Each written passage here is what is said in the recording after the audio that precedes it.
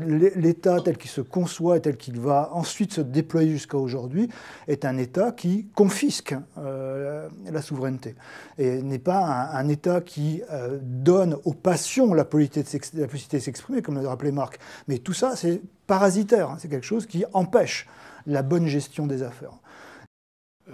Quand on voit le préfet l'Allemand à Paris nous expliquer gentiment à quelqu'un qui ne sont pas dans le même camp, l'Allemand se place du côté de l'ordre et renvoie la manifestante du côté du désordre. Et de ce point de vue-là, il est tout à fait bonapartiste, l'Allemand.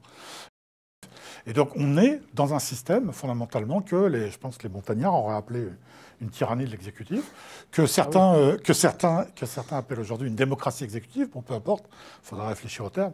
Mais en tout cas, l'origine historique de ce mouvement de l'exécutif, je pense qu'il se trouve là, dans ce moment du consulat de Bonaparte.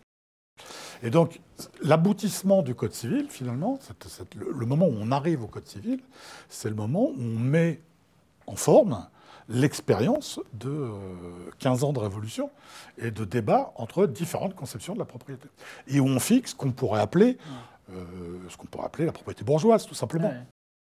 Chez Marx, par exemple, l'idée de classe ouvrière, elle n'est jamais totalement séparée de l'idée de bourgeoisie. C'est-à-dire que la création de la bourgeoisie comme classe et de la classe ouvrière comme classe, c'est un processus concomitant. C'est-à-dire c'est un processus qui chronologiquement est lié. C'est-à-dire que tant qu'il n'y a pas vraiment de bourgeoisie, il n'y a pas non plus vraiment de classe ouvrière. Voilà, c'est une dialectique entre les deux. Parce que la classe, c'est évidemment pas une collection d'individus, mais c'est un rapport social. Les classes sont des rapports sociaux. Et donc, de ce point de vue-là, la Révolution française et donc la période du consulat est le moment de l'affirmation d'une certaine bourgeoisie.